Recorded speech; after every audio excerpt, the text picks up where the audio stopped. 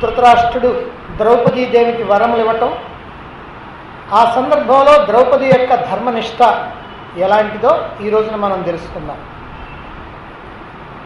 అమంగళకరమైనటువంటి శబ్దాలు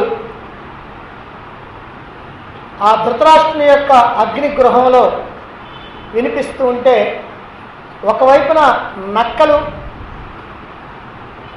ఊళబెడుతూ, గాడిదలు ఓండ్రబెడుతూ ఈ శబ్దాలన్నీ వస్తూ ఉంటే గాంధారి విదురులు కీడు శంకించారు. అందువల్ల ధృతరాష్ట్రుడిని హెచ్చరించారు. ఆ కారణంగా ధృతరాష్ట్రుడు మొట్టమొదటిసారిగా నోరు తెరుస్తున్నాడు. ఇదిగో ఈ సభలో ఏమంటున్నాడు?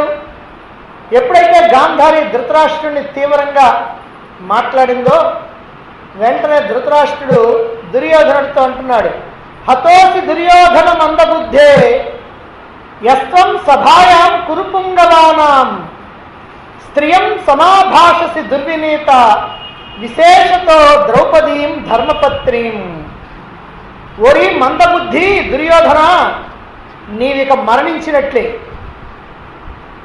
ఓ దుష్టుడా, కురువంశ శ్రేష్ఠులున్నటువంటి నిండు సభలోకి కులస్త్రీని, అందున పాండవ ధర్మపత్ని ద్రౌపదిని తీసుకొని వచ్చి దుర్భాషలాడతావా?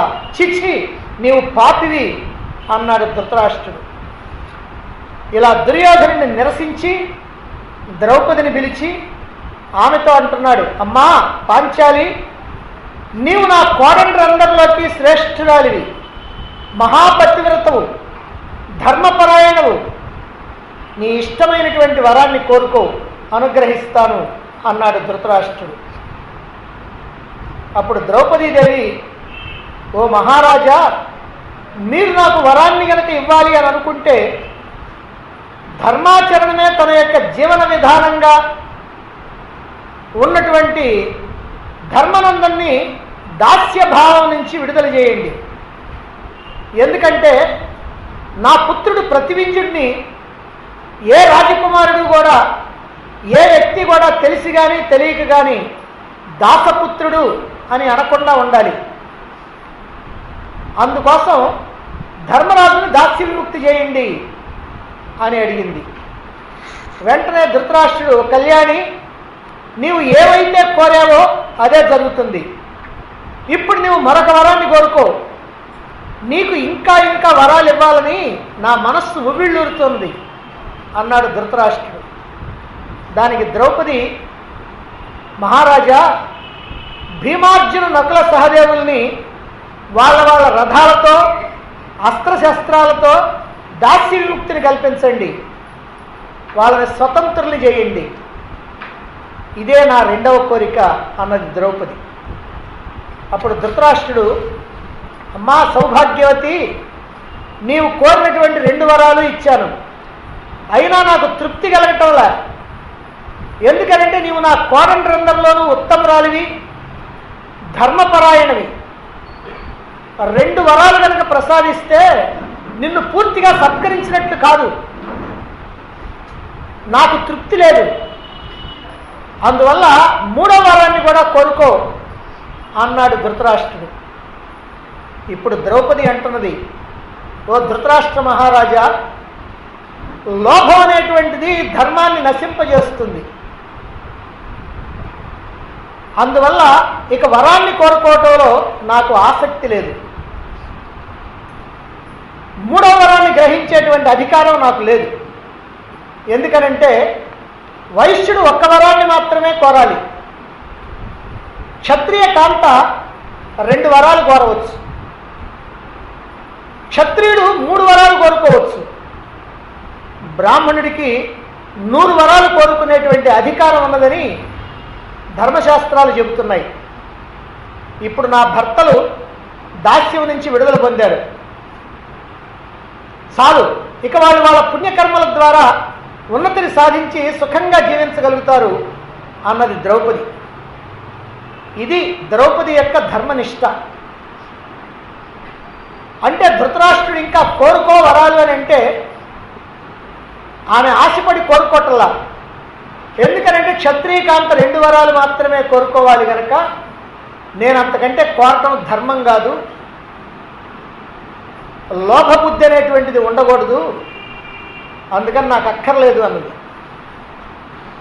అయితే ఈ సందర్భంలో ఆంధ్ర మహాభారతంలో కొద్ది తేడాతోటి చెప్పడం జరిగింది.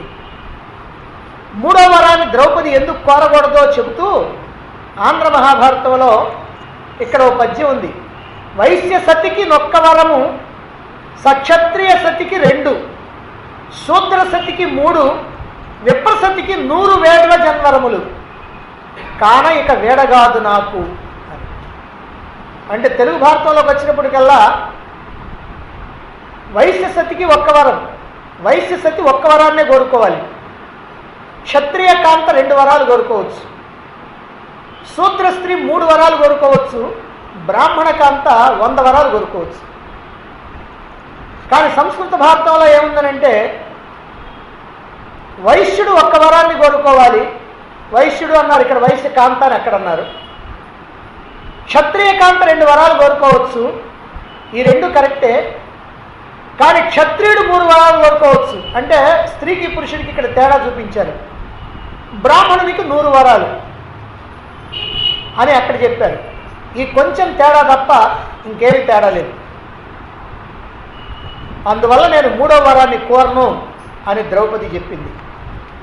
సరే, ఏది ఏమైనా క్షత్రియకాంత 2 వరాల కన్నా ఎక్కువ కోరరాదు కాబట్టి తాను ధర్మాన్ని తప్పలేదని నిర్ద్వందంగా ధృతరాష్ట్రుని యొక్క మాటను త్రోసిపుచ్చింది. కానీ ఆశపడి ఇష్టం వచ్చినట్టుగా వరాలు కోరుకోలే. అంటే ఇలాంటి విపత్కరమైనటువంటి పరిస్థితిలో కూడా ద్రౌపది యొక్క ధర్మ తత్పరత ఎటువంటిదో మనం గమనించాలి.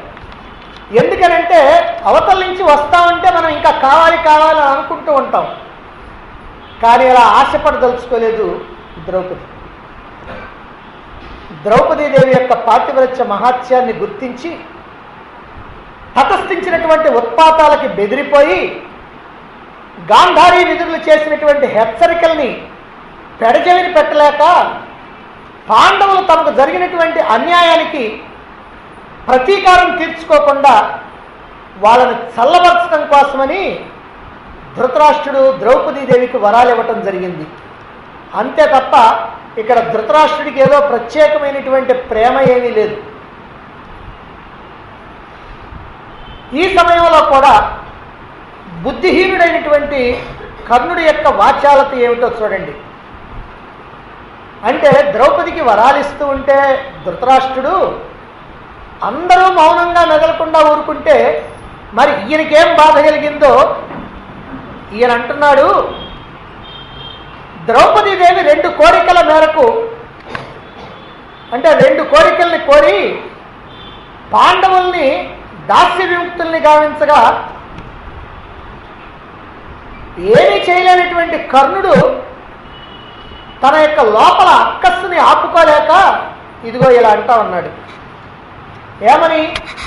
నేను మనుష్యుల్లో అందగత్తెలైనటువంటి స్త్రీలను గురించి విన్నాను, కానీ వాళ్ళలో ఎవరు కూడా ఈ విధంగా కార్యాన్ని సాధించినటువంటి వాళ్ళు లేరు.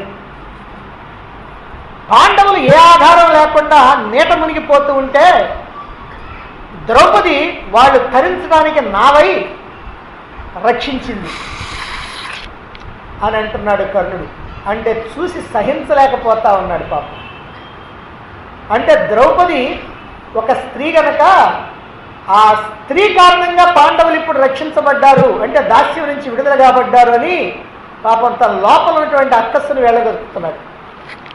ఈ మాటలు విని భీముడు సహించలేక కోపోద్రిక్తుడై ధర్మరాజుతో అంటున్నాడు, ఓ అగ్రజ, ఇక్కడున్నటువంటి శత్రువులందరినీ ఇక్కడే సమూలంగా నాశనం చేస్తాను.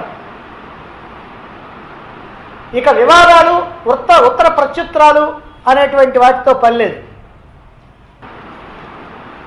ఈరోజే వీరందరినీ సంహరిస్తాను, ఈ భూమిని పాలించు నువ్వు అంటూ మృగాల మధ్య నిలిచినటువంటి సింహంలాగా పదే పదే శత్రువుల వైపు చూడసాగాడు భీముడు. అర్జునుడు భీముడిని శాంతింపజేస్తూ ఉన్నాడు. కానీ పరాక్రమశాలైనటువంటి భీముడు దహించుకుపోతూ ఉన్నాడు.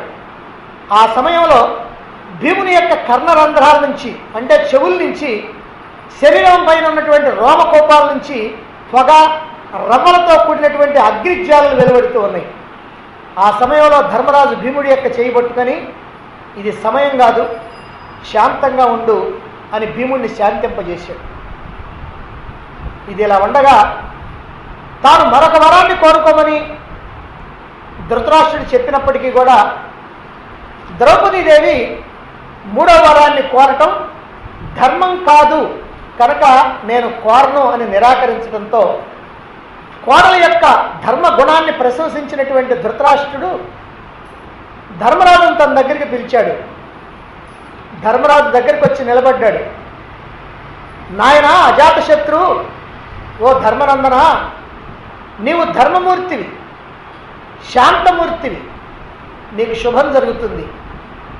నీవు నా ఆజ్ఞపై జోదంలో ఓడిపోయినటువంటి సమస్తమైనటువంటి సంపదల్ని, రాజ్యాన్ని స్వీకరించి ఏ విధమైనటువంటి విఘ్నం లేకుండా నీ సోదరులతోనూ ద్రౌపదితోనూ కలిసి ఇంద్రప్రస్థానికి వెళ్ళి యథాప్రకారం రాజ్య పరిపాలన గావించు.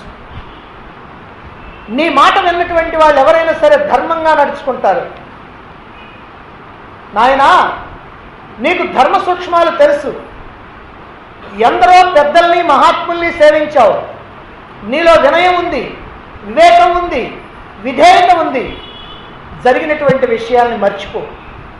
వృద్ధుణ్ణి, అంధుణ్ణి అయినటువంటి ఈ నీ పెద్ద తండ్రిని, మీ పెద్ద తల్లి గాంధారిని చూచి ఈ దుర్యోధనుడి యొక్క దురాగతాలని మర్చిపో. వాళ్ళ యొక్క దుర్భాషల్ని పట్టించుకోవద్దు. ఎందుకనంటే ఉత్తమమైనటువంటి మానవులు సద్గుణాన్ని స్తుతిస్తూ ఉంటారు, దుర్గుణాలను పట్టించుకోకుండా విడిచిపెడుతూ ఉంటారు. శత్రుభావం లేకుండా ఉండేటువంటి వాళ్ళే శ్రేష్ఠ పురుషులైనటువంటి వాళ్ళు. ఈ సభలో నీవు మహాత్ముడుగా, ధర్మాత్ముడిగా శోభించావు. దుర్యోధనాదుల యొక్క పరుషవాక్యాల్ని నీవు పట్టించుకోవద్దు.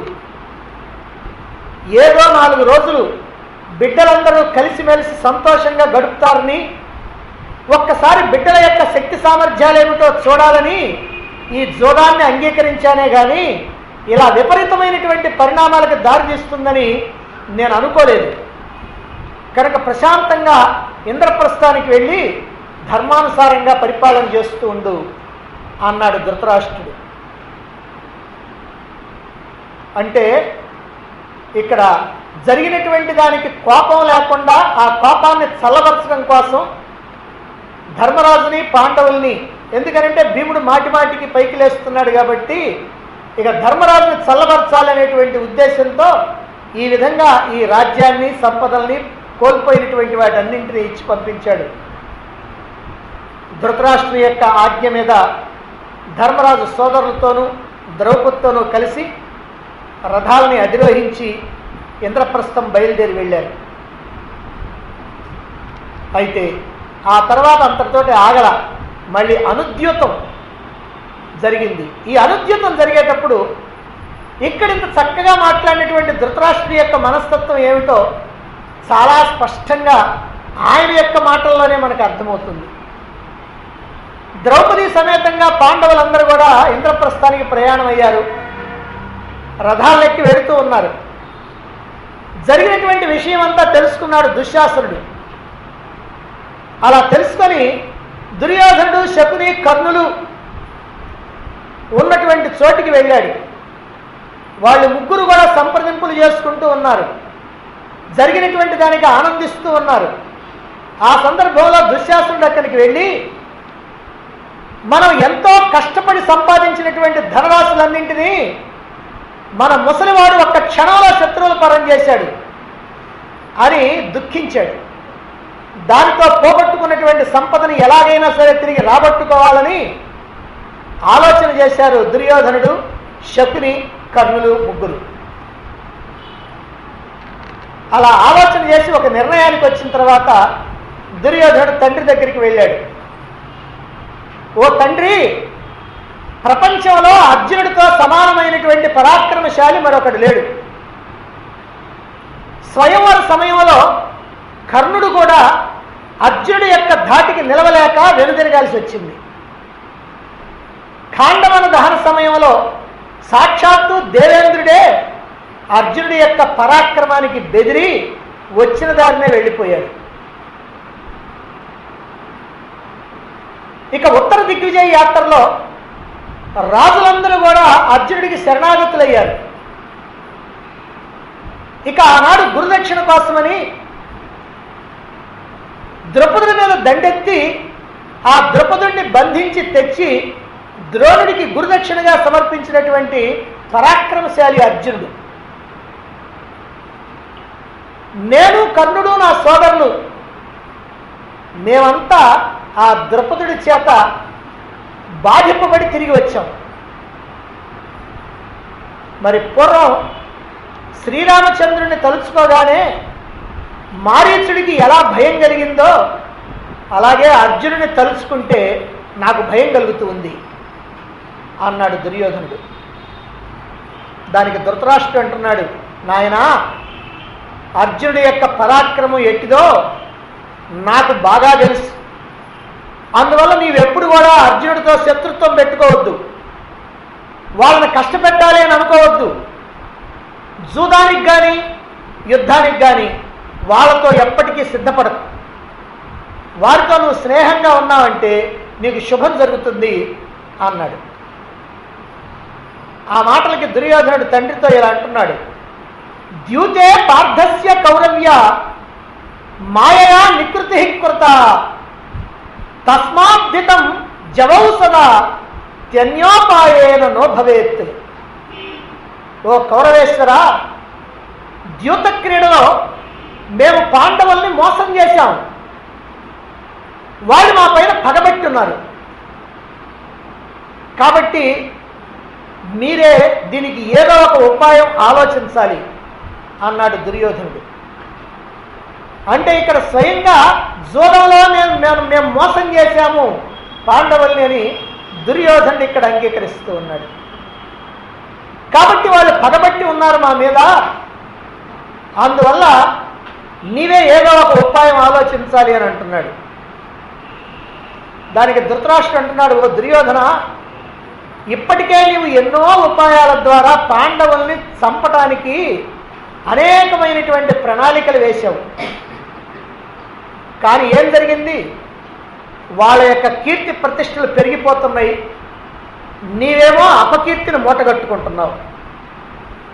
కనుక ఇంకా అవి కట్టిపెట్టు, వాళ్ళతో స్నేహంగా ఉండు అన్నాడు ధృతరాష్ట్రుడు. ఇంతవరకు ధృతరాష్ట్రుడంతా కుమారుడికి నచ్చ చెప్పడం కోసం చాలా చక్కని పద్ధతిలో, అంటే ఇంతకు ముందే జరిగినటువంటిదంతా మనస్సులో ఉంది కాబట్టి మళ్ళీ ఇటువంటిది జరిగితే చాలా ప్రమాదం అనేటువంటి ఉద్దేశంలో అలా చెబుతూ ఉన్నాడు. ఇప్పుడు దుర్యోధనుడు 2 ఘడియలు ఆలోచించాడు ధృతరాష్ట్రుడు చెప్పినటువంటి మాటలన్నింటినీ. ఆలోచించి ఇప్పుడు అంటున్నాడు, ఓ తండ్రి, దేవగురు అయినటువంటి బృహస్పతి ఇంద్రుడికి రాజనీతిని తెలియజేస్తూ శత్రువుని ఎట్టి పరిస్థితుల్లో కూడా ఉపేక్షించరాదని, యుద్ధం చేయకుండా ఏదో ఒక ఉపాయం ద్వారా కానీ, వీలు కాకపోతే యుద్ధం చేసి కానీ ఆ శత్రువుని వధించి తీరాల్సిందే అని తెలియజేశాడు. అంతేకాదు, శత్రువుని వధించడానికి ధర్మమా అధర్మమా అని కూడా చూడాల్సినటువంటి పని లేదు. భయంకరమైనటువంటి విషసర్పాలు కాటు వేయటానికి సిద్ధంగా ఉంటే వాటిని చంపాలే కానీ మనం భుజాలపైకి ఎక్కించుకుంటామా? ఎవరైనా అలా చేస్తారా తండ్రి? ఓ తండ్రి, భీమార్జును, నకుల సహదేవులు, యుధిష్ఠిరుడు మాపై ప్రతీకారం తీర్చుకోవటం కోసమే ప్రయత్నిస్తారు. ఎందుకంటే వాళ్ళని మోసగించి జోదంలో వాళ్ళ యొక్క సమస్త సంపదలు హరించి, రాజ్యాన్ని హరించి, వాళ్ళని దాసులుగా చేసుకొని అనేకమైనటువంటి దుర్భాషలాడినటువంటి మమ్ము వాళ్ళు ఎప్పటికైనా క్షమిస్తారా? ఇక అన్నిటికంటే ముఖ్యమైనటువంటిది, ద్రౌపది విషయంలో మేము చేసినటువంటి అమానుషమైనటువంటి చర్యల్ని వాళ్ళు ఎలా సహిస్తారు, ఎలా మౌనంగా ఉంటారు? కాబట్టి ఏదో ఒక ఉపాయంతో మనం ఈ అపాయం నుంచి బయటపడాలి. కనుక ఓ మహారాజా, మనం హాయిగా జీవించాలంటే నాకు ఒక్క ఆలోచన తడుతూ ఉంది. అదేమిటంటే మరొక్క మారు పాండవుల్ని జూదానికి ఆహ్వానించాలి. ఈసారి జూదంలో ఎవరు ఓడితే వాళ్ళు 12 ఏళ్ళు అరణ్యవాసం చేసి ఆ తర్వాత 13వ సంవత్సరంలో జనపదాల్లో ఒక నగరంలో జనుల మధ్య అజ్ఞాతవాసం చేయాలి. అజ్ఞాతవాస కాలంలో ఎవరైనా కనుక వాళ్ళని గుర్తిస్తే తిరిగి మళ్ళీ 12 ఏళ్ళు అరణ్యవాసం చేయాలి. ఆ తర్వాత మళ్ళీ జనపదాల్లో అజ్ఞాతవాసం చేయాలి. వాళ్ళకైనా మాకైనా ఇదే నియమం. మా మామ శకుని పాచికల వేలో అందవేసినటువంటి చెయ్యి కాబట్టి మేమే గెలుస్తాం. ఈ విషయంలో మనకి సందేహం అక్కర్లేదు. పాండవులు అరణ్యవాసానికి వెళ్ళగానే మనం మన రాజ్యాన్ని విస్తరించుకుందాం, మిత్రరాజుల్ని పెంచుకుందాం, సైన్యాన్ని వృద్ధి చేద్దాం. 13వ సంవత్సరంలో పాండవులు తిరిగి వస్తే వాళ్ళని యుద్ధంలో అవలేలగా ఓడించేస్తాం. కాబట్టి మీరు వెంటనే వాళ్ళని ఆహ్వానించండి, ఈ ప్రణాళికకి మీరు ఒప్పుకోండి అని దుర్యోధనుడు తండ్రిని బాగా ఒత్తిడి చేశాడు. దాని మీద ధృతరాష్ట్రుడు అంటున్నాడు, తూర్మం ప్రత్యానయస్యైతాన్ కామం యవగతాన్నపి ఆగచ్చంతు పునర్ద్యూతం ఇదం కుర్వంతు పాండవాహ. ఓ కుమారా, పాండవులు ఎంత దూరం వెళ్ళినా సరే నీ కోరిక ప్రకారమే వెంటనే వారిని పిలిపిస్తాను. పాండవులు ఇక్కడికి వచ్చి ఈ కొత్త పణంతో జూదం ఆడతారు అన్నాడు. ఇది ధృతరాష్ట్రుని యొక్క కుటిలత్వం. చెప్పినంతవరకు చెప్పాడు, ఆ మాటలు అయిపోయింది.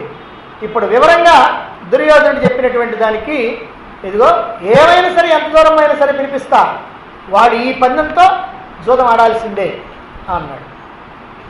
ఈ ధృతరాష్ట్రుడి యొక్క నిర్ణయాన్ని విన్నటువంటి ద్రోణాచార్యుడు, సోమదత్తుడు, బాహ్లికుడు, భూరిశ్రవుడు, కృపాచార్యుడు, విదురుడు, అశ్వత్థామ, యుయుత్సుడు, భీష్ముడు, మహారథైనటువంటి వికర్ణుడు అందరూ కూడా ఒకే మాటగా ఈ నిర్ణయాన్ని వ్యతిరేకించారు. ఇది శాంతికి విఘాతం కలిగిస్తుంది కనుక ఎట్టి పరిస్థితుల్లోనూ ఈ జూదం జరగకూడదు అని అనేక విధాలుగా ధృతరాష్ట్రుడికి చెప్పారు. ఇంతవరకు జరిగినటువంటి విషయంలో దుర్యోధన ధృతరాష్ట్రులు ఇద్దరూ కూడా అర్జునుడి యొక్క పరాక్రమాన్ని గుర్తించినటువంటి వాళ్ళేనని తెలుస్తుంది. అంటే అర్జునుడు ఎంత పరాక్రమశాలియో ఇద్దరికీ కూడా చక్కగా తెలుసు. అలాగే జూదంలో పాండవుల్ని మోసం చేసినట్లుగా ద్రౌపది విషయంలో అమానుషంగా ప్రవర్తించినట్లుగా, అంటే మానవులు ప్రవర్తించినట్లు కాకుండా దానవులు, పిశాచాలు ప్రవర్తించినట్లు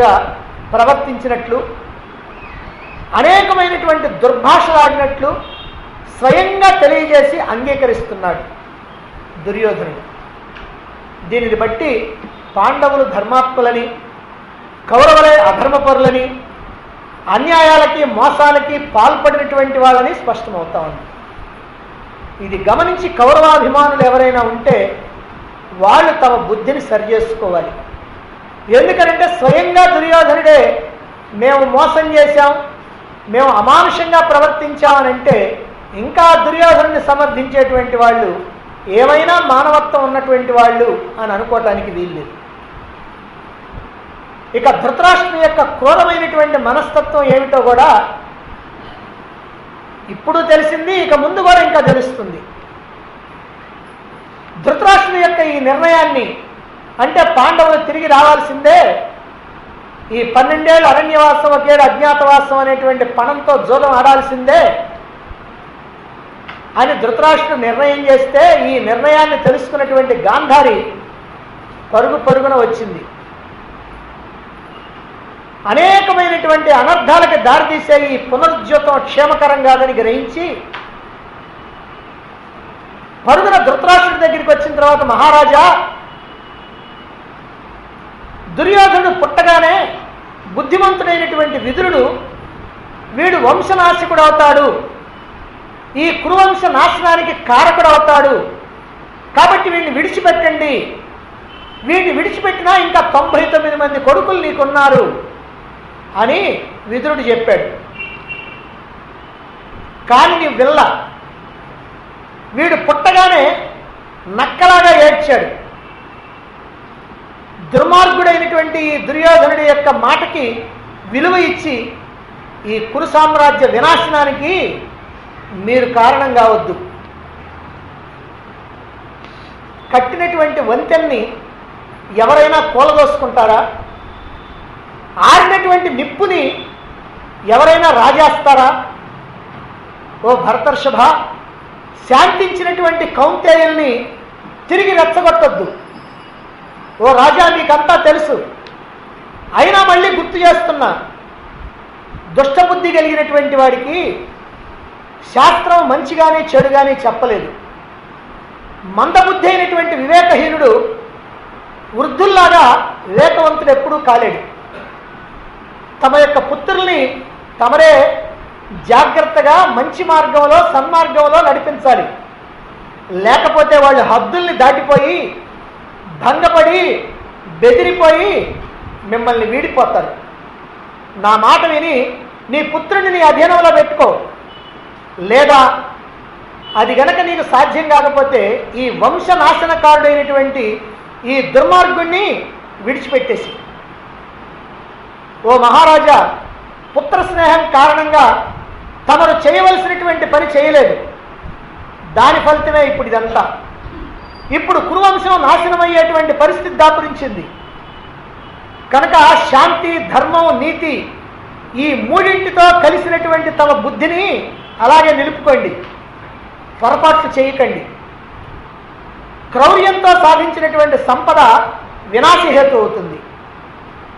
మార్దవంతో కూడినటువంటి ప్రౌఢిమతో సాధించినటువంటి సంపద పుత్ర పౌత్ర పరంగా కొనసాగుతుంది అని ఎన్నో విధాలుగా చెప్పింది గాంధారి. అంటే దుర్మార్గంగా, క్రూరత్వంతో, మోసాలతో సంపాదించినటువంటి సంపద అది తన వినాశనానికి దారితీస్తుంది. అలా కాకుండా ధర్మబద్ధంగా, ఎవరిని పీడించకుండా, న్యాయంగా కనుక సంపాదించినటువంటి సంపద కనుకైతే పుత్ర పౌత్రులకి అది చెంది వాళ్ళకు కూడా ఉపయోగపడుతుంది అని గాంధారి ఇక్కడ చెప్తూ ఉంది. మృదువుగాను, హెచ్చరికగాను, నిష్ఠుర సత్యంతోనూ చెప్పినటువంటి ధర్మదర్శి అయినటువంటి ఈ గాంధారి మాటలను విన్నటువంటి ధృతరాష్ట్రుడు ఏమంటున్నాడో చూడండి. అది అబ్రవీన్ మహారాజో గాంధారీ ధర్మదర్శిని అంతఃకామం కులస్యాస్తు నా శక్నోమి నివారితుం. ఇప్పుడు ధృతరాష్ట్రుడు అంటున్నాడు ధర్మదృష్టి కలిగినటువంటి గాంధారితో, దేవి, ఈ కులం నాశనం అయితే కానీ నేను మాత్రం దీన్ని నివారించలేను. అంటే జోదం ఆడాల్సిందే, జోదాన్ని మాత్రం నివారించలేడు. కులం నాశనం అయిపోయినా సరే అంటున్నాడు. ఇంకా స్పష్టంగా చెప్తున్నాడు, యదేచ్ఛంతి తదైవాస్తు ప్రత్యాగచ్చంతు పాండవాః పునరుద్యూతంచ కుర్వంతు మామకా పాండవై సహా. వీళ్ళు ఏవైతే కోరుతున్నారో అదే జరుగుతుంది. ఈ దుర్యోధనాదులు ఏం కోరుతున్నారో అదే జరుగుద్ది. పాండవులు తిరిగి రావాల్సిందే, నా పుత్రులు వాళ్ళతో జోదం ఆడాల్సిందే అన్నాడు స్థిరమైనటువంటి నిశ్చయంతో ధృతరాష్ట్రుడు. సాధారణంగా ధృతరాష్ట్రుడి యొక్క మనస్తత్వం ఎలాంటిదనంటే, మేకతోలు కప్పుకున్నటువంటి పులి. అంటే పైకి మెత్తగా కనిపిస్తూ ఉంటాడు, మేకలాగా, సాధు జంతువులాగా కనిపిస్తాడు, కానీ లోపల మాత్రం పులి లాంటివాడు. ఎక్కడా తన యొక్క దుర్మార్గం బయటపడకుండా ఎల్లప్పుడూ కూడా జాగ్రత్త పడుతూ ఉంటాడు. ఎందుకంటే ఎప్పుడు తన పక్కన విదురుడు ఉంటాడు. ఆ విదురుడికి తన యొక్క భావం తెలియకుండా ఉండటం కోసమని ఎప్పుడు కూడా ఈ మేకతోలు కప్పుకొనే ప్రవర్తిస్తూ ఉంటాడు. అలాగే భీష్ముడు కానీ, ద్రోణుడు కానీ, కృపాచార్యుడు కానీ వాళ్ళందరి దగ్గర ఎప్పుడైనా మాట్లాడేటప్పుడు చాలా మంచివాడుగా, ధర్మాత్ముడుగా, వాళ్ళ యొక్క ఆ అదుపాజ్యంలో ఉన్నటువంటి వాడిగా మాట్లాడుతూ ఉంటాడు. అంటే మాట్లాడుతుంటాడంటే వాళ్ళ దగ్గర నటిస్తూ ఉంటాడు. కానీ ఇక్కడ గాంధారి దగ్గర ఇప్పుడు మాత్రం కప్పుకున్నటువంటి మేకతోల్ని కాస్త తొలగించేసి తన యొక్క అసలైనటువంటి స్వరూపాన్ని చూపి తన యొక్క దుర్మార్గానికి హద్దు లేదని, ఎంతకైనా సరే తెగిస్తానని స్పష్టంగా తెలియజేస్తూ ఉన్నాడు ఇక్కడ. అందుకనే ఇక గాంధారి మాటను త్రోసిపుచ్చి ప్రాతిగామిని పిలిచి పాండవుల్ని మళ్ళీ యుద్ధానికి ఆహ్వానించు, నువ్వు పాండవులు ఎంత దూరం వెళ్ళినా సరే వాయువేగ మనోవేగాలతో పోయేటువంటి గుర్రాలను పూంచినటువంటి రథాన్ని అధిరోహించి వాళ్ళని కలుసుకో, వాళ్ళు ఇంద్రప్రస్థం చేరకుండానే వాళ్ళని మధ్యలో దారిలో కలుసుకొని నా మాటగా వాళ్ళని వచ్చి ఇదిగో ఈ జోదం ఆడమని చెప్పు అని పంపించాడు. పాండవులు ఇంకా ఇంద్రప్రస్థం చేరలా, మధ్యలోనే కలుసుకున్నాడు ప్రాతిగామి. అంటున్నాడు ధర్మరాజుతో, ఓ ధర్మనందన, మీ తండ్రి ధృతరాష్ట్ర మహారాజు మిమ్మల్ని తిరిగి రమ్మని సదస్యులతో నిండి ఉన్నటువంటి సభలో తిరిగి జోదమాడవలసిందని ఆజ్ఞాపించాడు అని తెలియజేశాడు. అంతే, ప్రాతిగామి చెప్పవలసినటువంటి మాట చెప్పాడు. మరి ఇప్పుడు దానికి సమాధానంగా ధర్మరాజు, ఓ ప్రాతిగామి, విధి యొక్క ప్రేరణ చేతనే సమస్తమైనటువంటి ప్రాణులు శుభ అశుభ ఫలాల్ని పొందుతూ ఉన్నాయి. వాటిని ఎవ్వరూ తప్పించుకోలేరు. విధి గనక మనకి సుఖాన్ని ఇవ్వదలుచుకుంటే ఇస్తుంది, విధి గనక మనకి దుఃఖాన్ని ఇవ్వదలుచుకుంటే ఇస్తుంది. ఈ సుఖాన్ని కానీ దుఃఖాన్ని కానీ తప్పించుకోవాలంటే మానవుడు ఎవరికి సాధ్యం కాదు. మరి నేను ఇంకా జోదం ఆడవలసే ఉన్నది అని అనిపిస్తూ ఉంది నువ్వు చెప్పినటువంటి మాటలను బట్టి. జోదం ఆడటానికి ధృతరాష్ట్ర మహారాజు యొక్క పిలుపు మా కురుకుల నాశనానికి కారణమవుతుంది. ఈ సంగతి కూడా నాకు తెలుసు. ఇది తెలిసినప్పటికీ కూడా ఆయన యొక్క ఆజ్ఞని నేను మేరలేకపోతున్నా. బంగారు లేడి ఉండదన్న సంగతి శ్రీరాముడికి తెలియదు. తెలిసి కూడా ఆ బంగారు లేడి కోసం ఎందుకు వెళ్ళాడు? ఇదంతా విధి ఆడించేటువంటి వింత నాటకం. పతనమో పరాభవమో మనకి కలగాల్సి ఉన్నప్పుడు ఎవడి బుద్ధి అయినా సరే విపరీతంగానే ఆలోచిస్తుంది అంటూ ద్రౌపది సోదర సమేతుడై తిరిగి వచ్చాడు. శకుని యొక్క మోసం తెలిసినప్పటికీ కూడా జోదానికి సిద్ధమయ్యాడు. ఏమి జరగబోతున్నదో అందరూ ఊహించారు. కొంతమంది కళ్ళు తుడుచుకుంటున్నారు. శకుని ప్రవేశించాడు. ధర్మనందన, ధృతరాష్ట్ర మహారాజు మీ రాజ్యాన్ని సంపదల్ని తిరిగి మీకు ఇచ్చి మంచి పని చేశాడు. అది మాకు చాలా ఆనందాన్ని కలిగించింది. ఇప్పుడు జరగబోయేటువంటి జోదానికి రాజ్యంతో కానీ సంపదలతో కానీ సంబంధం లేదు. ఈ జోదంలో మీరు కనుక మమ్మల్ని ఓడిస్తే మేము మృగ చర్మాలు ధరించి 12 సంవత్సరాలు అరణ్యవాసాన్ని, ఆ పైన 1 సంవత్సరం జనపదాల్లో అజ్ఞాతవాసాన్ని చేస్తాం. ఒకవేళ అజ్ఞాతవాస కాలంలో ఎవరైనా సరే మమ్ము గనక గుర్తిస్తే తిరిగి 12 ఏళ్ళ అరణ్యవాసాన్ని, ఆ పైన 1 ఏళ్ళ అజ్ఞాతవాసాన్ని చేస్తాం. ఇది నియమం. ఒకవేళ ఈ జూదంలో మీరు కనుక ఓడితే ఈ నియమమే మీకు కూడా వర్తిస్తుంది. ద్రౌపదితో సహా మీ 5గురు పాండవులు కూడా అరణ్య అజ్ఞాతవాసాలు కొనసాగించాలి. ఈ నియమం ప్రకారం 13 సంవత్సరాల తర్వాత, అంటే అరణ్య అజ్ఞాతవాసాలని సక్రమంగా నెరవేర్చిన తర్వాత ఎవరి రాజ్యాన్ని వాళ్ళు తీసుకుంటారు, ఎవరి రాజ్యాన్ని వాళ్ళు పరిపాలన చేసుకుంటారు.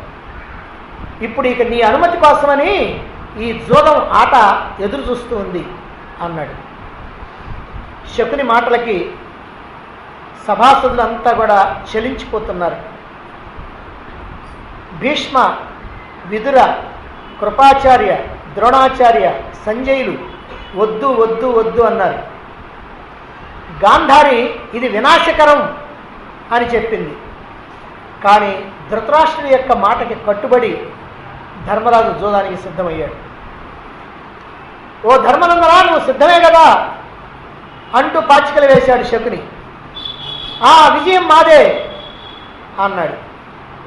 ఈ కపట జూదంలో ఓడిపోయినటువంటి ధర్మరాజు సోదరులతోనూ ద్రౌపదితోనూ కలిసి 12 సంవత్సరాలు అరణ్యవాసం చేయటం కోసమే బయలుదేరాడు.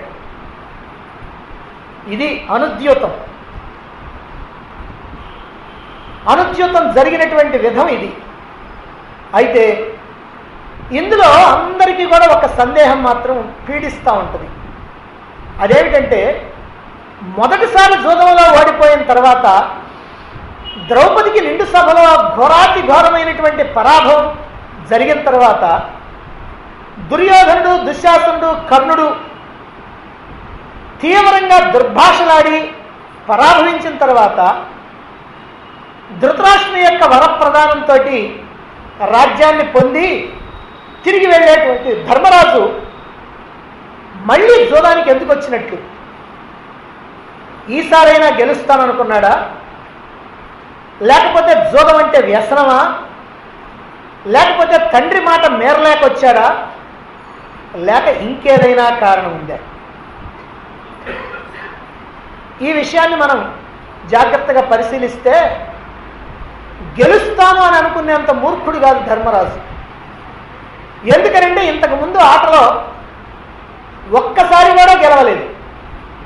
అంటే ఎన్నిసార్లు పందెం వేస్తే అన్నిసార్లు కూడా శకునే గెలిచాడు. ఒక్కసారి కూడా గెలవలేదు గనక ఇది మోసం అనేటువంటి విషయం ధర్మరాజుకు తెలుసు.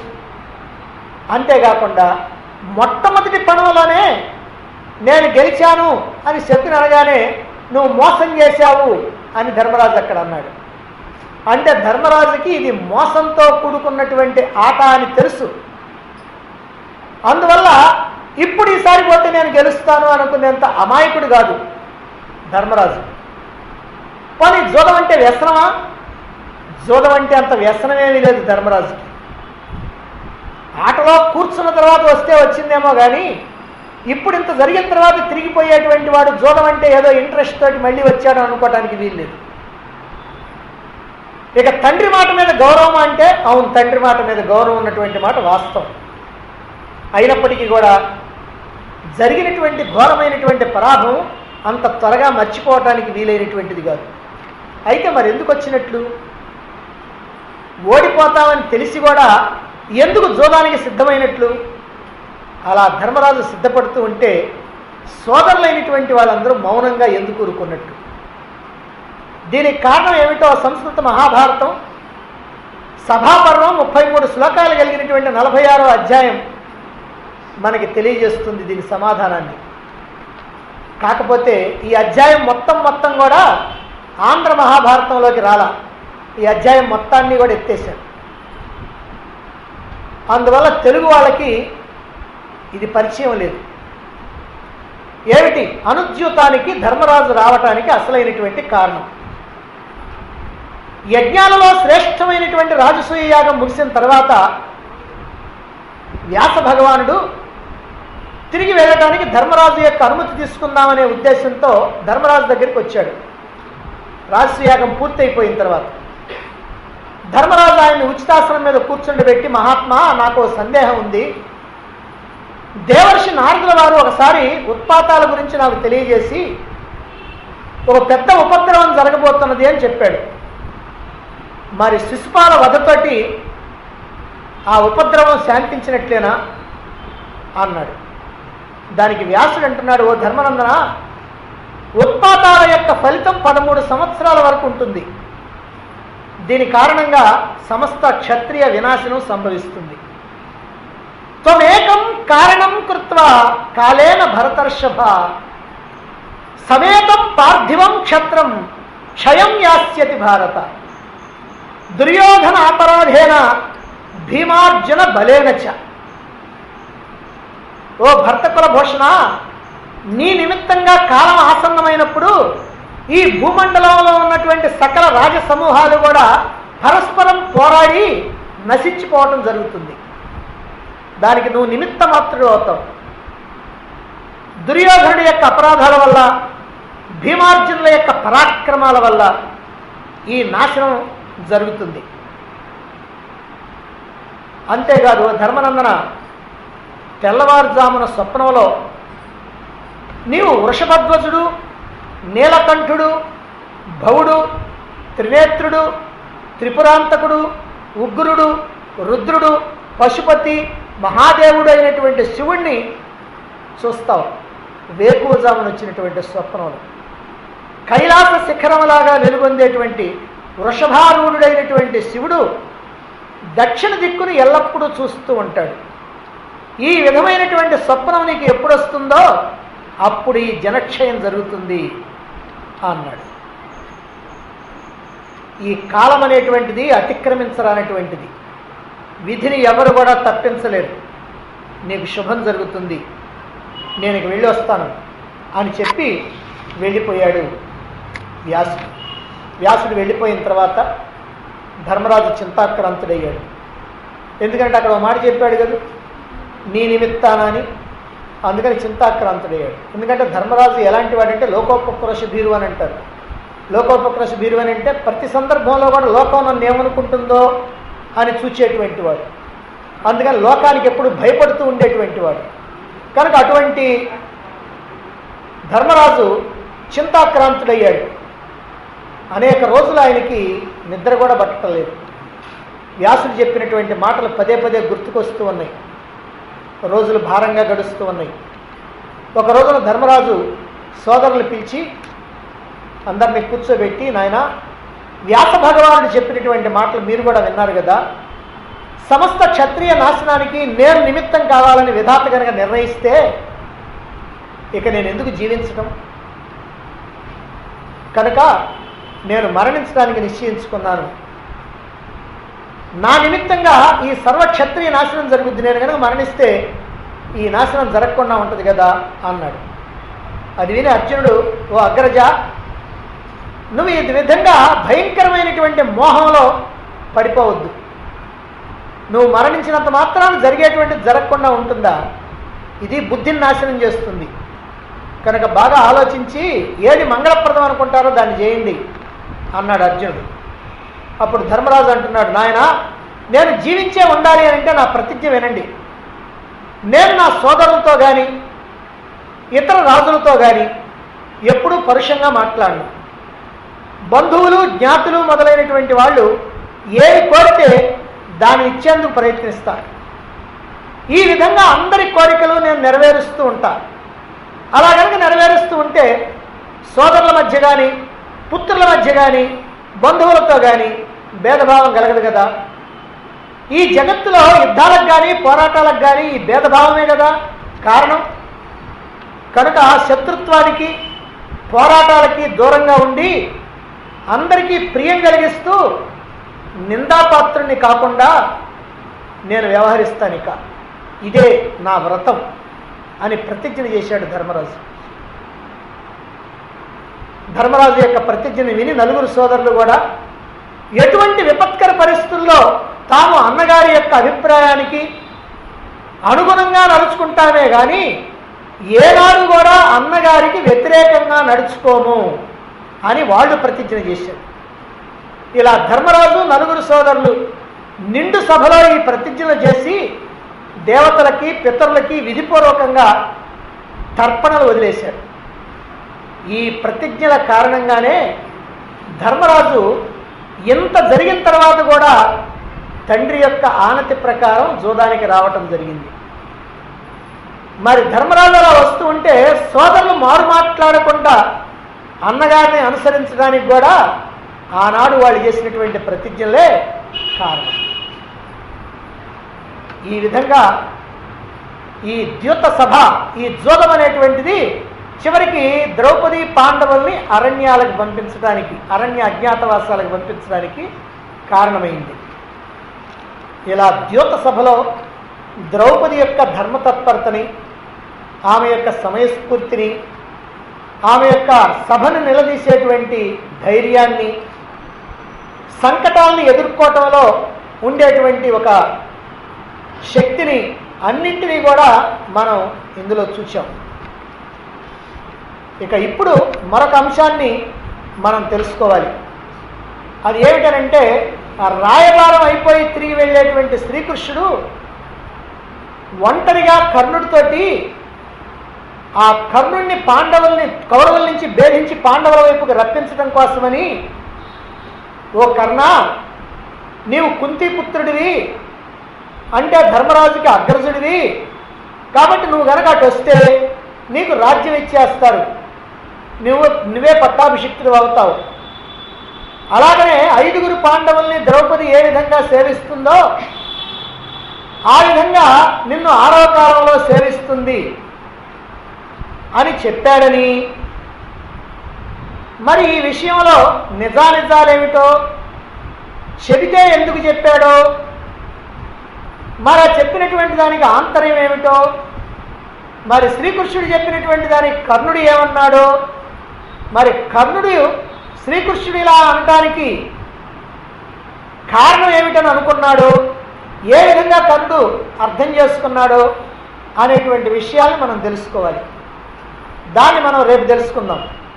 అయితే మనకిప్పుడు సంస్కృతంలో ఉన్నటువంటి వ్రాతప్రతులు, మహాభారత వ్రాతప్రతులు 5 ఉన్నాయి. 4 ఉత్తరాదికి, 1 దక్షిణాది. దక్షిణాదిలో కుంభకోణంలో ఉంది. దానిలో 1,09,000 శ్లోకాలు ఉన్నాయి, అంటే అధిక శ్లోకాలు ఉన్నాయి. మిగిలినటువంటి వాటిల్లో 1,00,000కి కొంచెం తక్కువగానే ఉన్నాయి. అందువల్ల ఏమవుతుందనంటే, ఈ కుంభకోణ ప్రతిలో కాస్త అధిక శ్లోకాలు ఉన్నాయని అంటారు. సరే, ఏమైనా ఈ 4 ఉత్తరాది ప్రతుల్లో కూడా ద్రౌపది ప్రసక్తి లేదు. నువ్వు అటు వస్తే రాజ్యం ఇస్తారన్నటువంటి మాటే ఉంది, కానీ ద్రౌపది ప్రసక్తి లేదు.